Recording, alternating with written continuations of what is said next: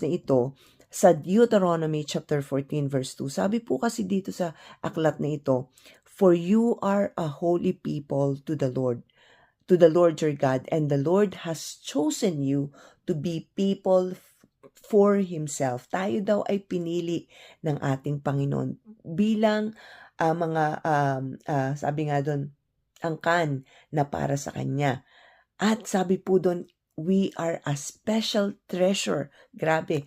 We are a special treasure above all the people who are in the face of the earth. Grabe. Ikaw pala, kapatid, ay treasure.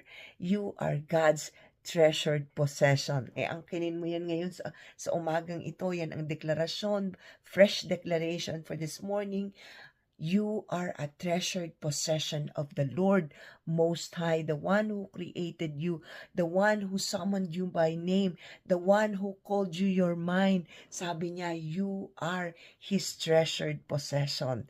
Grabe, hindi ka ba naman magagalak na sa umaga pa lang pagising mo, bago ka matulog sa gabi, sasabihin agad sa iyo ng Lord, you are my treasured possession. Amen? So dahil tayo ay pinili ng Diyos. Hi, Maring Lisel, welcome. Dahil tayo mga pinili ng Diyos, dapat tayo maging set apart.